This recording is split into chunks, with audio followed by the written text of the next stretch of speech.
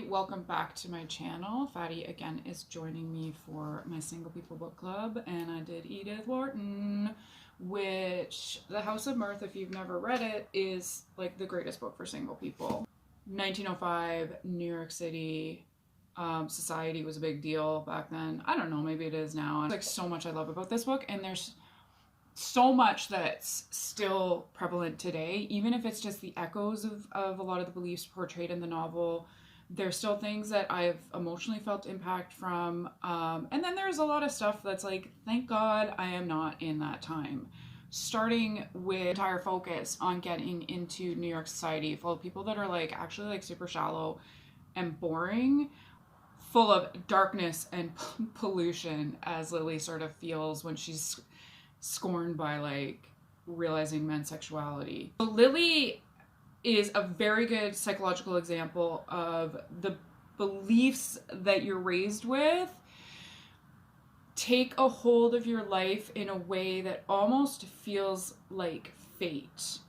She talks about fate constantly throughout the book, saying that she has an angry rebellion against fate and how it's left her out of its calculations. And I think we can all relate to that feeling because she is trying so hard to marry off into a rich lifestyle that she's been accustomed to and be a part of this New York society. In particular, it seems like old money, because when like the new money people come in, she's like, oh my God, I like can't even handle that I have to hang out with them. But like she's desperate at that time.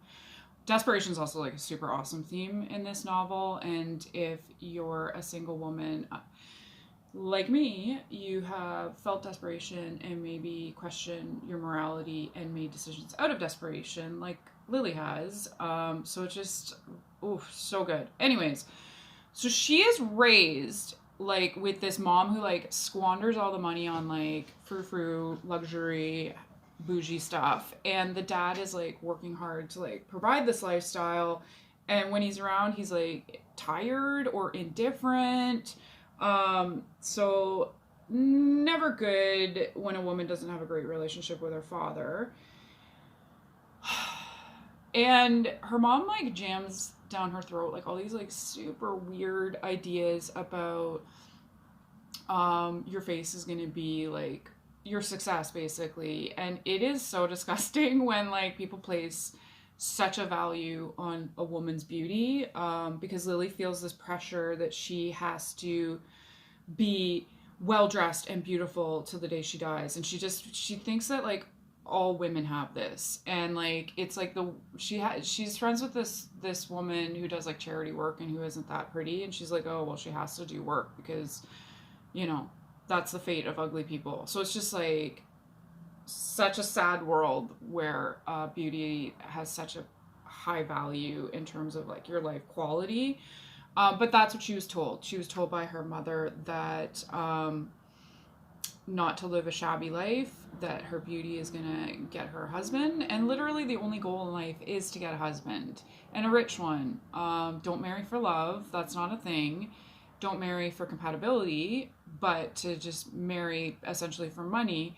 And what goes along with that is don't be yourself, so she learns these charms, like how to fill a man's like thirsty ego, and how to be submissive, and how to basically not show people who she is, but to play this game to win a husband, this game to get into society. She's taught to be dependent.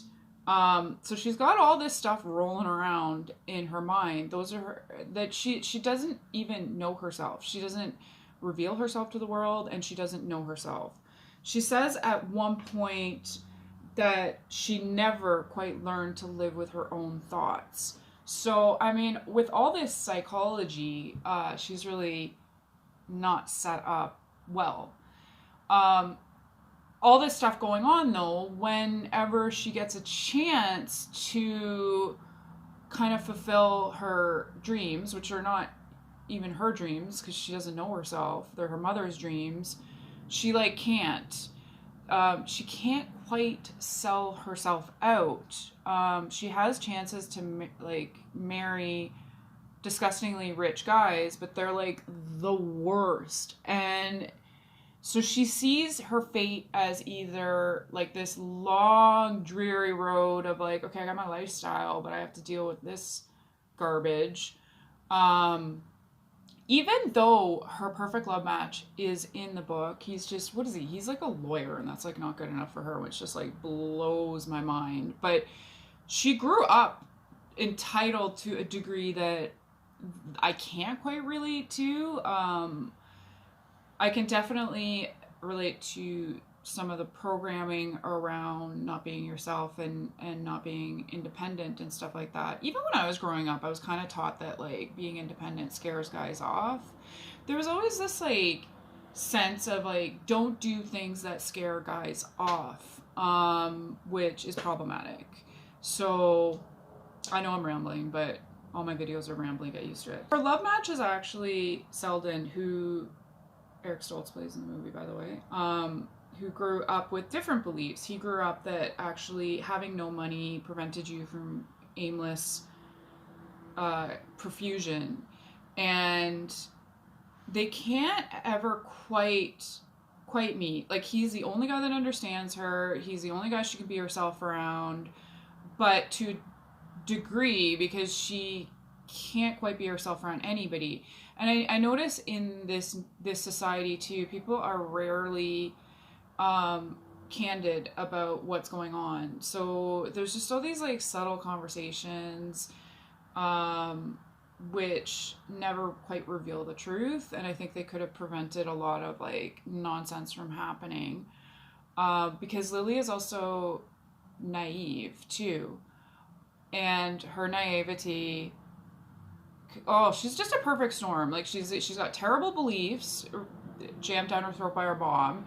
She's naive, so she's just like kind of can't navigate the world, and the society is corrupt. Like, they're pretty shallow people that, you know, when she's in trouble, they like kind of don't help her, and they also orchestrate her demise through all this like nasty gossip. Her true self, which I think could have saved her, isn't really allowed to come out in the society. Like, her true self is actually like, she is kind. She has a very strong moral compass. And she also is quite smart. She's also very psychologically, emotionally smart, because she really knows how to read people and deal with the subtleties, personalities, and stuff like that. But because she's grown up so entitled, and with this belief that all her value lays in her beauty, she's inevitably going to have a downfall. And because she can't quite sell herself out, things are just a total mess. Self-respect too is, I find, a very interesting theme in the book, and I can totally relate to it, because she has self-respect, she has morality, but as she said, nothing in her training to develop any continuity of moral strength. Maintaining self-respect, and each time she slips, it's at a lower level.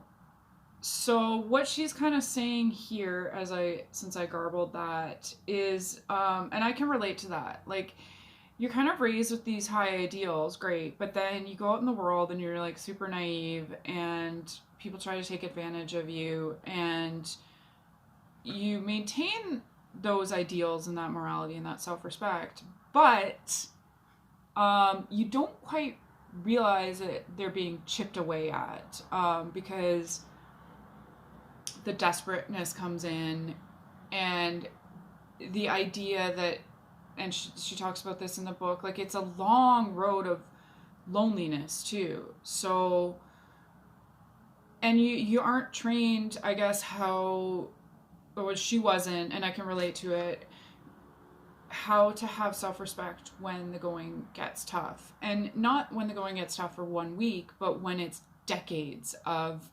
having these dreams and just being met with absolute nonsense.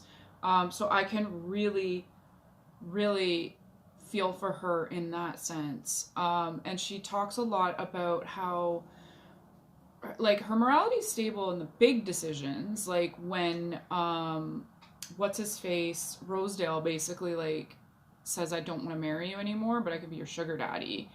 And she's like, no thanks. But she does realize that, like, just having been in that conversation has made her realize, like, how low she's sunk. Says she feels like just the act of listening to Rosedale, she's learned to live with ideas intolerable to her.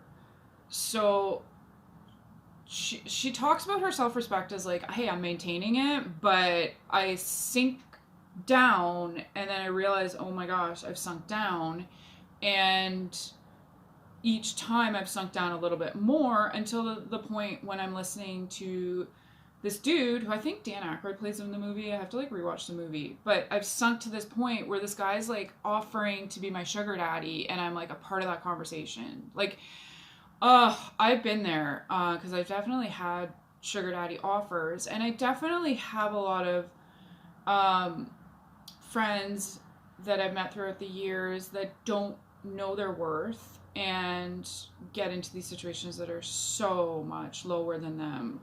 And that's kind of how I feel the world chips away at you. And also, in this time, women were like extremely naive about sex. Like, they weren't even taught about like orgasms and stuff like that. So all that stuff that happened after marriage was like, what? Like, just a complete shock. So when Lily like asks Trenner for financial help in playing the stock market or doing investments or whatever, she has like no idea that men will expect sexual favors in exchange for that. She's that naive.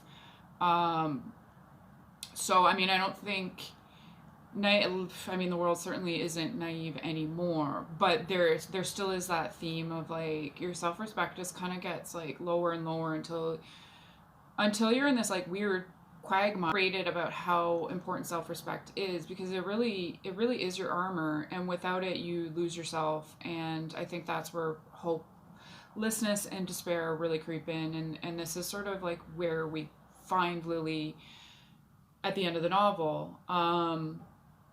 Not because she hasn't respected herself, she just has slipped enough. This is according to her. She's kind of slipped enough with her self-respect that the devil is in all those details. So she's been able to uphold the larger moral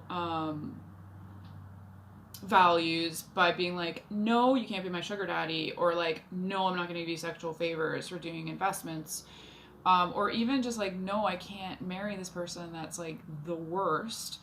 But she's naive and a little bit silly, I guess. So she makes like small mistakes by like flirting with like a guy who's the Italian prince is interested in her, and she flirts with his son. But she's like, not, it's innocent. Or even like when she's leaving, what's his face?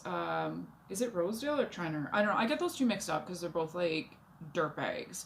So she's leaving his house, and Selden sees and just like assumes that like, you know, something was going down because he's listening to the hot 1905 New York gossip and not actually asking her about it. So she's making these like these little mistakes in a society that is like absolutely unforgiving. Like, you can't leave a man's house alone. Even at the beginning of the novel, like she leaves Selden's house, and it's like then bumps into Rosedale, who now thinks she's like a total hoe, and is like, all right, like, and that reputation just starts to slowly build through gossip, even though none of it's true. So yeah, I'm just like so glad I'm not in these sorts of societies anymore, where it's like the gossip really ruined her. These people really were nasty and ruined her. And it's unfortunate that Selden didn't have enough faith in her or to get the story from her, because again, it's like this weird society where nobody like actually talks about stuff. And then like so many people believe stupid rumors and stuff like that. So I am thankful for kind of the freedoms I have around that these days, the anonymity and the independence. because she's growing up in a world where you're completely dependent on men and marrying somebody. And when you're slipping up on the details of all these little societal rules, it can really turn to ruin. So yeah, Lily is somebody that I can very, very much relate to. I can really relate to the psychological idea of like the beliefs you have can carry you through life for better or for worse. And it's like just, yeah, I find people who grow up entitled, I find it very, very fascinating.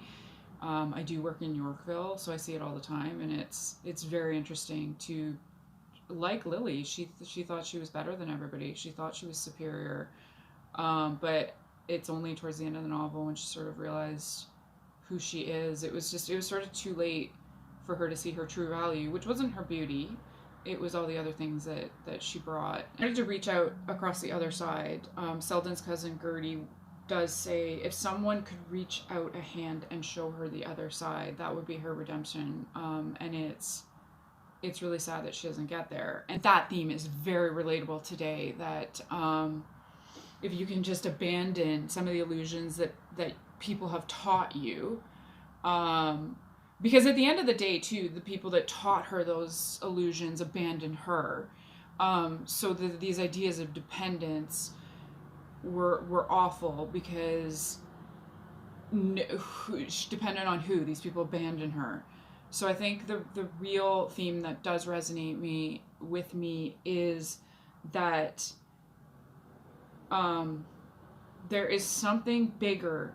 There's something on the other side of illusions and shallowness and frivolity and vanity that is more meaningful and that saves us. And it is just so sad